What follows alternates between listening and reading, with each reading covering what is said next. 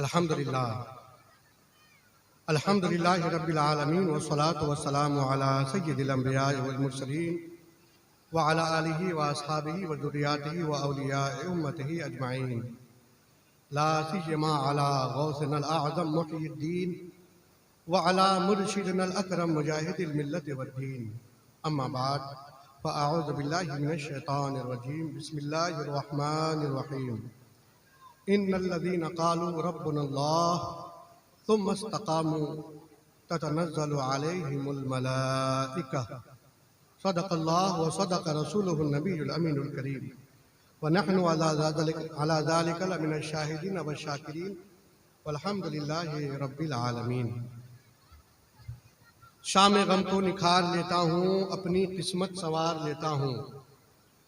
शाम गम को निखार लेता हूँ, अपनी किस्मत सवार लेता हूँ। मुश्किलें जब भी घेरती हैं मुझे, मैं नबी को पुकार लेता हूँ। सुभान अल्लाह, सुभान अल्लाह। आइए उसी नबी कौनैन सुल्तान दारैन साहिब लौलाद जनाब पाक मोहम्मद रसूलुल्लाह सल्लल्लाहु ताला अलैहि वसल्लम की बारगाह मुक़द्दसा में दुरूद व सलाम का नजराना पेश करने की सादत हासिल करें। अल्लाहुम्मा सल्लि अला सय्यिदिना मौलाना मुहम्मदिन बारिक वसल्लम सल्लल्लाहु सलाम अलैका या रसूलल्लाह सल्लल्लाहु अलैहि वसल्लम। हश्र में जब उनको सजदे से उठाया जाएगा, जो लोग वीडियो रिकॉर्डिंग कर रहे हैं वो बंद कर दें और शेर सुने। हश्र में जब उनको सजदे से उठाया जाएगा, हश्र में जब उनको सजदे से उठाया जाएगा, तो हम गुनाहगारों की बिगड़ी को बनाया जाएगा। सुभान अल्लाह, सुभान अल्लाह। हम गुनाहगारों की बिगड़ी को बनाया जाएगा और कुछ तो उनकी जुम्बिशे लब से रिहा हो जाएंगे। सुभान अल्लाह। कुछ तो उनकी जुम्बिशे लब से रिहा हो जाएंगे। सुभान अल्लाह। और कुछ गुनाहगारों को दामन में छुपाया जाएगा। सुभान अल्लाह, सुभान अल्लाह। कुछ गुनाहगारों को दामन में छुपाया जाएगा। और हजरत हस्सान की हमसायगी के वास्ते एक फिक्र है, अल्लाह करे कि ये कबूल हो जाए। हजरत हस्सान की हमसायगी के वास्ते नात लिखने पढ़ने वालों को बुलाया जाएगा। जिंदाबाद, जिंदाबाद। लिखने पढ़ने वालों को बुलाया जाएगा। और जब सवारी सैयदा ज़हरा की गुजरे हश्र में, जब सवारी सैयदा ज़हरा की गुजरे हश्र में, हुक्म देकर सबकी नजरों को झुकाया जाएगा। सुभान अल्लाह, हुक्म देकर सबकी नजरों को झुकाया जाएगा। सुभान अल्लाह। हश्र की गायत है नाजिश और क्या इसके सिवा। हश्र की गायत है नाजिश और क्या इसके सिवा। मर्तबा महबूब का सबको दिखाया जाएगा। सुभान अल्लाह, मर्तबा महबूब का सबको दिखाया जाएगा। अल्लाहुम्मा सल्ली अला सय्यिदिना मौलाना मुहम्मदिन बारिक वसल्लम सल्लल्लाहु सलाम अलैका या रसूलल्लाह।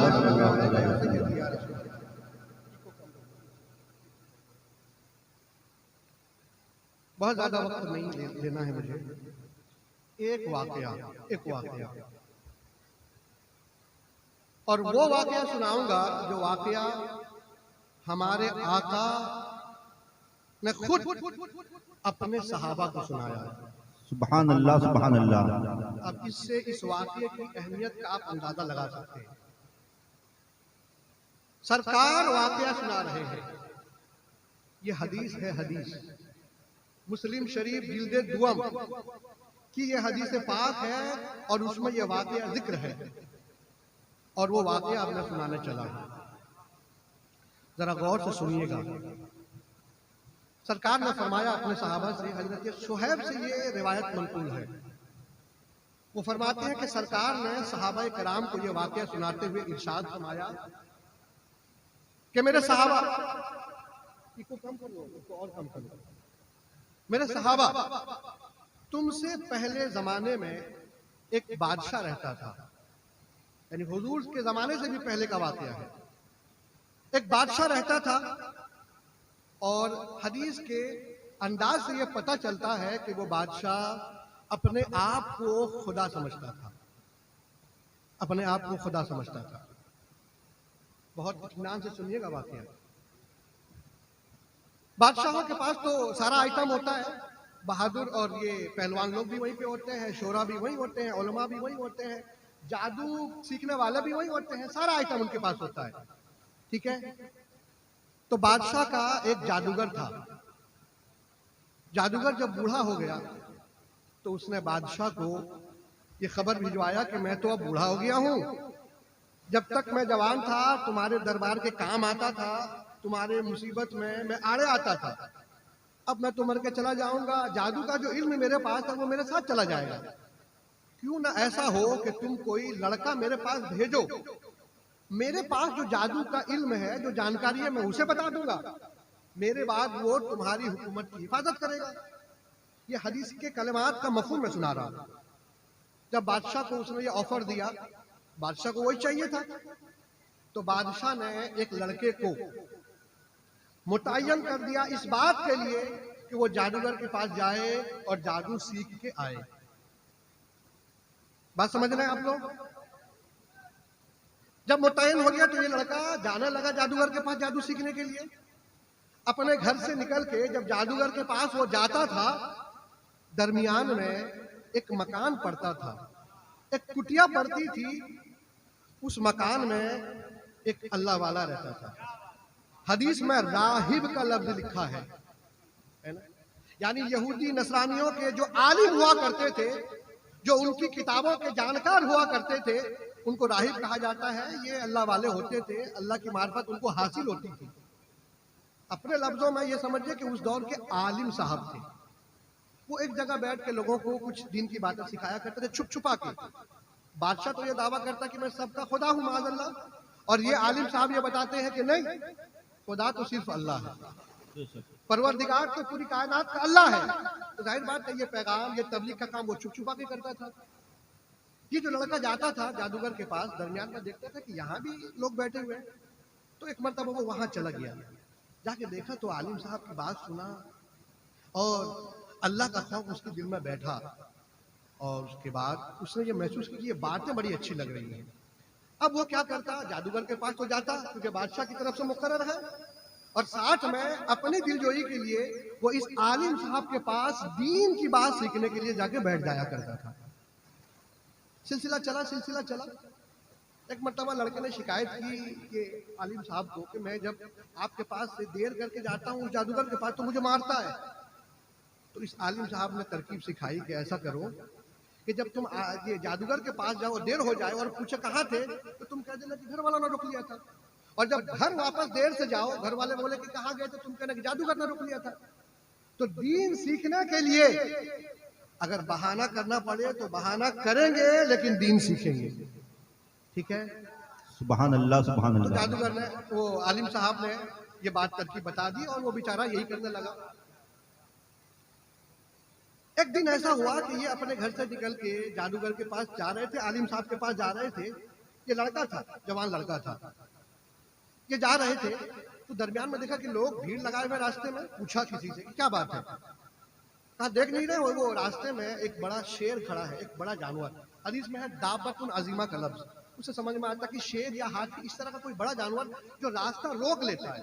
लोगों ने कहा कि वो तो रास्ता रोक के खड़ा हुआ है, मसलन शेर है, तो लोग उस तरफ के उस तरफ, इस तरफ के इस तरफ, बीच में वो जानवर खड़ा है। तो हदीस में ये लिखा है कि उस लड़के ने उसी वक्त अपने दिल में ये ख्याल किया कि मैं तो सीखता तो जादूगर के पास भी हूँ, सीखता तो इस आलिम के पास भी हूँ। आज पता चल जाएगा कि जादूगर बेहतर है या ये आलिम अच्छे हैं। उसने अपने दिल में ख्याल किया और एक ढेला उठाया, पत्थर उठाया। उसने अल्लाह की बारगाह में दुआ की, परवरदिगार अगर तेरे नजदीक आलिम साहब जादूगर से अच्छे हैं तो मैं ये ढेला उस जानवर को, उस शेर को मारूंगा और वो मर जाएगा, तो मैं समझ जाऊंगा कि आलिम साहब अच्छे हैं, जादूगर अच्छा नहीं है। ढेला उठाया उसने, उस जानवर को फेंका, उस शेर को फेंका और वो शेर मर गया। वो शेर मर गया। चलिए हाथी भी मान लेते हैं, किसी ढेले से कभी कोई शेर मरता है, हाथी मरता है जी? अल्लाह का करना ऐसा हुआ कि ढेले से वो शेर मर गया। जब मर गए तो ये फिर लोग जाने आने लगे, साइड हो गया। ये पहुंचे सीधा आलिम के पास। ये तो पहले समझ गया लड़का कि आलिम साहब बेहतर है, तो आलिम साहब के पास पहुंचा। क्या रास्ते में ये हादसा हुआ और मैंने पत्थर फेंका तो वो जानवर मर गया। अब वो जो आलिम साहब थे वो समझ गए। उन्होंने कहा कि बेटे, अब तक तो मैं तुमको सिखा रहा था, बता रहा था, लेकिन आज तुम सो मुझसे भी बेहतर और अफजल हो गए हो, तुम मुझसे भी ज्यादा बढ़ गए हो। अब तुम मामूली इंसान नहीं हो, तुम पावरफुल और बाइख्तियार हो चुके हो। सुभान अल्लाह, सुभान अल्लाह। मैं देख रहा हूँ, आलिम कहने लगे कि मैं देख रहा हूँ पावर तो तुमको मिल गया, अब अनकरीब तुम्हारी आजमाइश होगी, तुम्हारा इम्तिहान होगा। मगर याद रखना, जब तुम पकड़े जाओ, तुम्हें लोग कैद कर लें, तो मेरा नाम मत बताना कि मैंने तुमको ये सब सिखाया है। ठीक है, बात तय हो गई। अब ये लड़का गया अपने घर। अल्लाह ने ऐसी शान उस बच्चे को अता की कि उसके हाथ में बड़ी बड़ी बीमारियों का इलाज होने लगा। जो मादरजात अंधे होते थे, पैदाइशी अंधे होते थे, ये उनको हाथ लगाता था, उनकी बसारत वापस आ जाती थी। सुभान अल्लाह, सुभान अल्लाह। जो कोढ़ की बीमारी में मुब्तला थे, ये उनको हाथ लगाता और उनकी बीमारी फट से दूर हो जाती। ये बीमारी, वो बीमारी, ये मरद, जितनी बीमारियां थी, सबका इलाज उस बच्चे से होने लगा। बादशाह जो था, बादशाह को अभी कुछ खबर नहीं। बादशाह का एक तो हमनशी, मतलब उसके दरबार में बैठने वाला कोई वजीर उजीर रहा, हमनशी का लफ्ज है, तो हमनशी भी था, वो बाद में चल के अंधा हो गया था। जब उसको खबर मिली कि फला मोहल्ले में एक लड़का है जो छू देता है तो आंखें वापस आ जाती है, तो अंधे को क्या चाहिए? आंख। तो वो बहुत सारा तोहफा, माल, दौलत लेके उस बच्चे के पास, उस लड़के के पास पहुंचा। उसने कहा कि मैंने सुना कि तुम ये करते हो, तुम वो करते हो, इस बीमारी से शिफा दे देते हो, अगर तुमने मुझे शिफा दे दी, मेरी आंख अच्छी कर दी, तो जितना तोहफा मैं लेके आया हूं ये सब तुम्हारा, ये सब तुम्हारा, बस मुझको अच्छा कर दो, मुझे शिफा दे दो। तो लड़के ने कहा, जितना भी तुमने सुना है कि मैंने इसको अच्छा कर दिया, उसको शिफा दी, वो मैंने नहीं दी और ना मैं शिफा देता हूं। मैं हाथ फेरता हूँ, शिफा तो मेरा अल्लाह देता है। सुभान अल्लाह, सुभान अल्लाह। मेरा रब अता करता है। सुभान अल्लाह। और उस हमनशी से उस लड़के ने कहा कि देखो, अगर तुम अल्लाह पर ईमान ले आओ तो मैं तुम्हारे लिए दुआ करूंगा, तुम्हें छूऊंगा, मेरा अल्लाह तुमको शिफा अता फरमाएगा। लगाइए नारा, लगाइए। नारे तकबीर, नारे रिसालत, मसलके आला हजरत, फैज़ाने हुजूर मुजाहिदे मिल्लत, फैज़ाने हुजूर मुजाहिदे मिल्लत, उर्से गाज़िये मिल्लत, उर्से गाज़िये मिल्लत। नारे तकबीर। हजरत अल्लामा मौलाना हबीब रजा साहब क़िबला, हजरत अल्लामा मौलाना मुस्तफ़ा रजा साहब क़िबला, हजरत हसनैन रजा साहब क़िबला। नारे तकबीर, नारे रिसालत, मसलके आला हजरत, हुजूर हबीबे मिल्लत। नारे तकबीर, नारे रिसालत।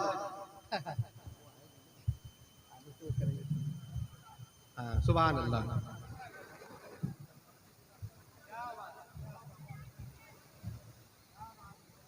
सुभान अल्लाह। बड़ा अच्छा मंजर है। हुजूर हबीबे मिल्लत की रूहानी सरपरस्ती हो रही है और उनका फैजान लेके उनके खानवादा की शहजादगान तशरीफ लाए हुए। सुभान अल्लाह, सुभान अल्लाह। हाजिरी कबूल फरमाए। हाँ, तो अच्छा लग रहा है आप लोगों को? तो वाकया यूं हुआ, लड़के ने जब कहा तो बात फिर आके वही अटक गई। अंधे को आंख चाहिए थी, उसने कहा कि मैं सब करने को तैयार हूं, बस मुझे आंख चाहिए। चुनांचे हदीस में जो लिखा है उसके मफहूम के मुताबिक वो बादशाह का हमनशी, वो वजीर मुसलमान हो गया। मुसलमान हो गया, इस बच्चे ने उस पर हाथ फेरा, अल्लाह ने उसको आंख की रोशनी लौटा दी। अब वो आंखियारा हो गया। पहले जाके दरबार में जहां बैठता था, अब ये जाके बादशाह के पास फिर बैठ गया। अब जब बैठा तो बादशाह ने पूछा, अरे तुम्हारी तो आंख चली गई थी, तुम तो अंधे हो गए थे, फिर ये आंखों की रोशनी कहां से आई? तुमको रोशनी किसने लौटाई? सुनिएगा। तो उस हमने, वो तो मुसलमान हो चुका था, उसने कहा कि ये रोशनी मुझे मेरे परवरदिगार ने लौटाया, सुभान मेरे अल्लाह, खुदा सुभान ने मुझे अल्लाह, लौटाया। सुभान अल्लाह, सुभान अल्लाह। अब ये बादशाह ये तो ये समझ रहा था कि मैं तो सबका खुदा हूँ, मैं तो इसको रोशनी दिया नहीं हूँ, आंख इसकी वापस किया नहीं हूँ, ये किसकी बात कर रहा है? तो उसने पूछा कि मेरे दोस्त, मेरे वजीर, क्या मेरे अलावा भी तुम्हारा कोई खुदा है? तो उस वक्त उस सच्चे पक्के मुसलमान ने बादशाह से खौफ ज़दा ना होकर उसके सामने डट कर कहा, हाँ, वो रब मेरा भी है, तेरा भी है, पूरी कायनात का रब वो एक है, वो अल्लाह है। सुभान अल्लाह, सुभान अल्लाह। बादशाह को आया गुस्सा, अच्छा मेरे सामने इतनी बड़ी जुर्रत, इतनी बड़ी जुर्रत। बुलाया सिपाहियों, कैद करो इसे। कैदी बना लिया गया और मारा गया उसको। जब मार पड़ी, बहुत ज्यादा अजाब हुआ उस पर, इताब हुआ, तो उसने बता दिया कि ये सारा मामला उसी लड़के से हुआ शुरू। बादशाह ने कहा कि जल्दी से उस लड़के को बुला के लेके आओ। फिर उस लड़के को पकड़ के लाया गया दरबार में। लड़के से पूछा गया कि ये सब बात तुमको किसने सिखाया कि पूरी कायनात का खालिक और मालिक एक है, अल्लाह है? तो फिर लड़के पर जब आन पड़ी तो लड़के ने उस आलिम साहब का पता बता दिया कि फलां आलिम साहब ने मुझको ये दीन की बातें बताई। सुभान अल्लाह, सुभान अल्लाह। आलिम साहब को, राहिब साहब को भी पकड़ के लाया गया दरबार खिलाफत में। जब लेके आ गए तो अब बादशाह ने आलिम साहब को पहले पूछा कि सारा तो मामला यहीं से शुरू हुआ है। जब पूछा, बता ये सब तूने कहाँ से सीखा? उन्होंने बताया कि मैं अपनी किताबों में पाता हूँ, हमारे पैगंबर ने हमें ये बताया, सिखाया है। बादशाह ने कहा चलो जो हुआ सो हुआ, अब फैसला ये है, फैसला सुनो। अभी भी तुम्हारे पास वक्त है, मुझे खुदा मान जाओ, अपने इस्लाम से, अपने दीन से फिर जाओ तो जान बख्श दूंगा, वरना अभी तुम्हारी जान ले ली जाएगी, अभी तुम्हें कत्ल कर दिया जाएगा। वो पक्का मुसलमान था, आलिम दीन था। उसने गोया कि हमारे लफ्जों में कहा, जो जान मांगोगे तो जान देंगे, जो माल मांगोगे तो माल देंगे, मगर कभी ना यह हो सकेगा कि नबी का जाहो जलाल देंगे। सुभान अल्लाह, सुभान अल्लाह। नबी का जाहो जलाल ही तो ईमान है ना? नहीं, सौदा नहीं कर सकते। आलिम साहब ने कहा कोई सूरत नहीं है, जान जाए जाए, ईमान का सौदा नहीं होगा। कहा अच्छा, इतनी अकड़? बादशाह ने बड़ा आरा मंगवाया। ये आरा देखते हैं ना आप लोग, जो लकड़ियां काटती हैं, बड़े बड़े आरे करत करते हैं, बड़ा आरा मंगवाया और उस आलिम साहब के सर के बीच में रखा। क्या हालत हुई होगी सोचिए, सामने मौत है मगर ईमान का सौदा नहीं। आलिम साहब ने कहा जान तो जाने के लिए है, ईमान का जो चिराग दिल में रोशन है वो बुझने नहीं देंगे। फिर वो वक्त आया जब वो आरा आलिम साहब के सर के दरमियान से डाल के चला दिया गया और वो आलिम, वो राहिब साहब दो टुकड़े होकर जमीन पे गिर गए, शहीद हो गए। फिर बुलाया गया वो बादशाह के हमनशी को, देखा तुमने क्या हासिल हुआ इस आलिम का, अभी तुम्हारे पास वक्त है, फिर जाओ अपने दीन से सौदा कर लो अपने ईमान का, मुझे खुदा मान जाओ तो आफियत मिल जाएगी, वरना वही हश्र होगा जो इसका हुआ। उसके दिल में भी ईमान की शमा रोशन थी। कहा जान जाएगी मगर ईमान का सौदा नहीं करेंगे। देखा नहीं, अभी आलिम साहब ने जान दी, ईमान का सौदा नहीं किया। ठीक है, फिर इनके सर पे भी वैसे ही बीच में आरा रखा गया, चला दिया गया, जान उन्होंने दे दी, ईमान का सौदा नहीं किया। सुभान अल्लाह, सुभान अल्लाह। फिर उसके बाद जिंदाबाद, जिंदाबाद। बच्चे को बुलाया गया, लड़का था, लड़के को बुलाया, इधर अभी तुम छोटे बच्चे हो, मैं तुम पर ज्यादा सख्ती नहीं करता हूँ। देखा तुमने इनका क्या हासिल हुआ, ये लोग बड़े बुजुर्ग थे, जब इनको नहीं छोड़ा गया तो तुम्हें क्या छोड़ा जाएगा। ये वो लोग हैं जिन्होंने जान देना गवारा किया, ईमान का सौदा नहीं किया। जब ये साबित कदम रहते हैं तो उनकी ताईद होती है अल्लाह की तरफ से। कैसी ताईद होती है अभी सुनिए। बच्चे ने कहा कि जवाब तो वही था जो उन बुजुर्गों का था, जान जाएगी मगर ईमान का सौदा नहीं होने देंगे। बादशाह ने कहा कि बच्चा छोटा है, ऐसा करो, चंद सिपाहियों को कहा कि इसको पकड़ के ले जाओ फला पहाड़ पे और एकदम चोटी पे चढ़ा देना।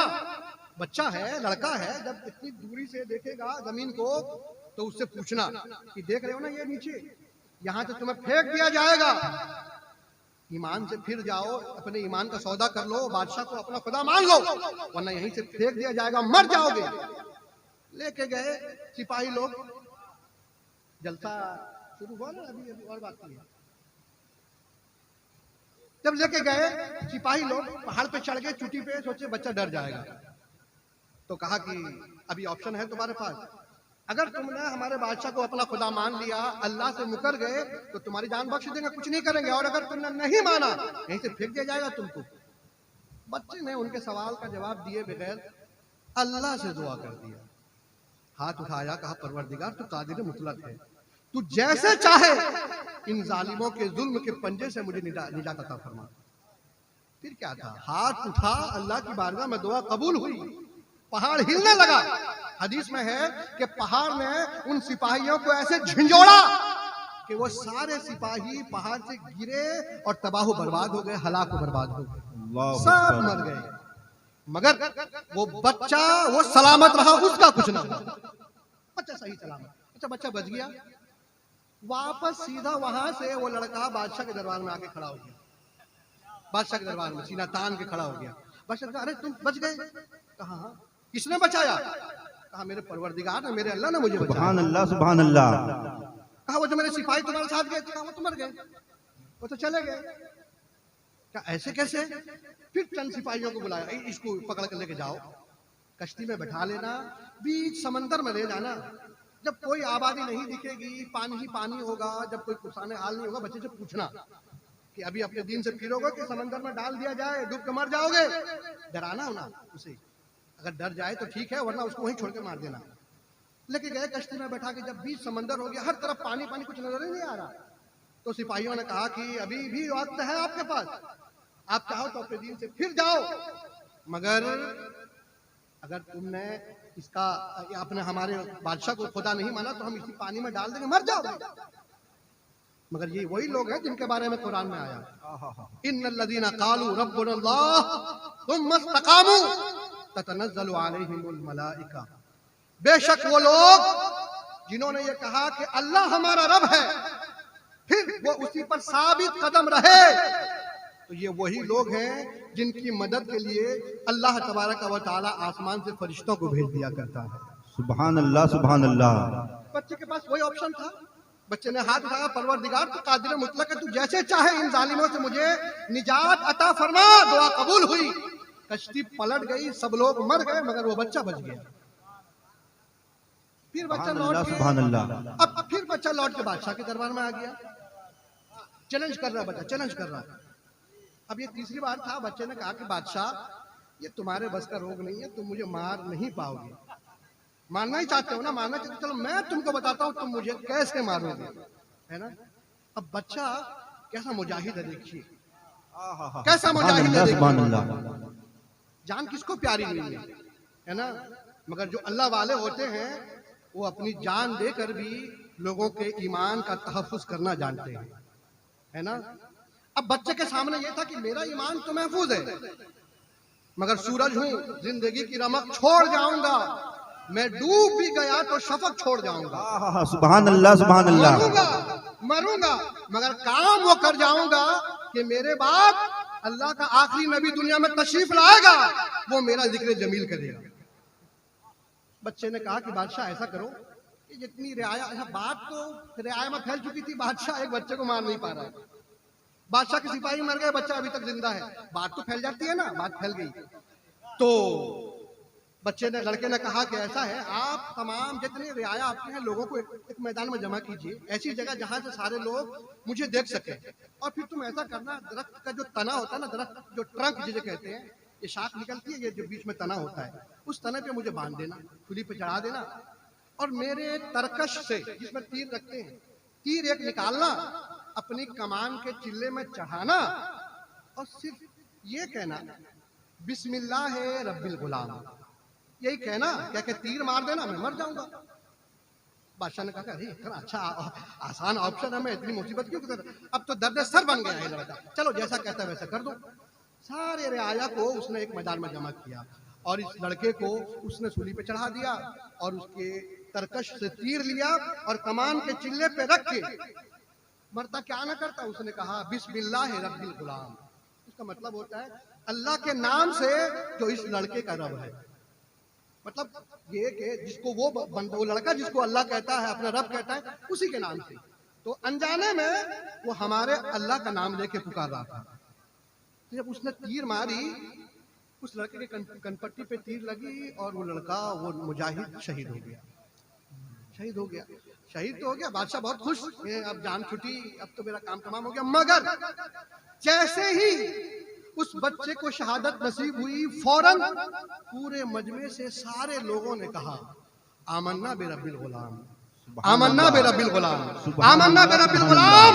हदीस में है कि 3 बार पूरे मजमे से ये आवाज निकली और पूरा मजमा मुसलमान हो गया।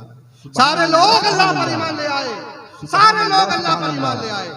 जान गई, मगर कितने लोगों को ईमान की दौलत दे दिया, पूरी रियाया मुसलमान हो गई। बादशाह ने कहा, अरे मैं तो समझ रहा था कि काम खत्म, अब तो काम शुरू हो रहा है। जिस बात का डर था वो तो वही हो गया। तो सिपाहियों ने कहा कि अब तो कोई चारा नहीं है। बादशाह के पास पावर होता है, उसने कहा पावर का इस्तेमाल करेंगे, छोड़ेंगे थोड़ी ऐसे, सारे लोगों को मार देंगे।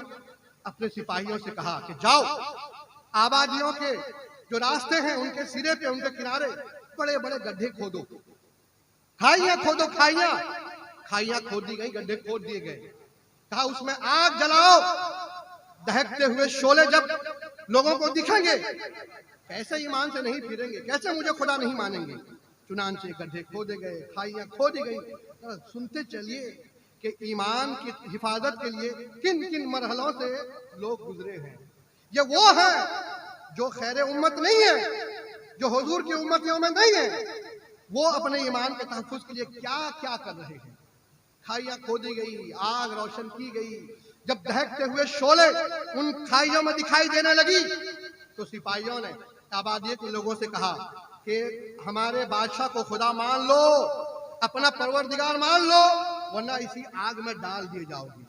लोगों ने कहा कि अब तो चराग ईमान दिल में रोशन हो चुका है, उसे बुझने नहीं दिया जाएगा, जान जाएगी मगर ईमान का सौदा नहीं करना है। रिवायत में है कि जो लोग ईमान से नहीं फिरे, सिपाहियों ने उन्हें लेके गड्ढे में डाल दिया, वो शहीद हो गए। और कुछ तो वो थे जो खुशी खुशी उस गड्ढे में कूद कर जामे शहादत नोश फरमा ली। पूरा इलाका जिन्होंने अपने ईमान की हिफाजत की, सब लोग शहीद हो गए। हदीस में है कि आखिर में एक औरत आई, एक औरत, उसके गोद में एक छोटा सा बच्चा था। औरत के दिल में ईमान तो राशिक था, मजबूत था। वो आई थी गड्ढे में कूदने के लिए, मगर कभी बच्चे की मोहनी सूरत देखती, माँ की ममता उजागर होती, सोचती थोड़ी देर के लिए रुक जाऊं, ईमान से फिर जाऊं।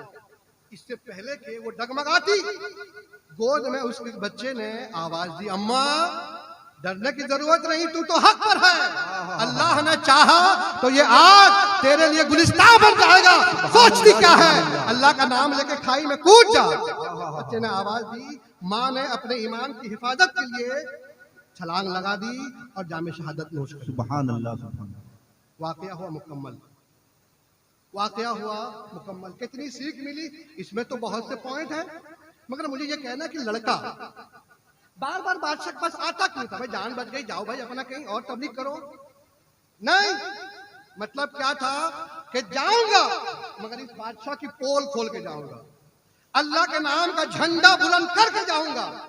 लोगों को पता भी तो चले कि इनका परवरदिगार है कौन, है ना। ये वाकया 1400 साल पहले हमारे आका ने बयान किया। हुजूर के बयान करने के ठीक 1350 साल बाद हमारे सरजमीन का एक मुजाहिद उठा।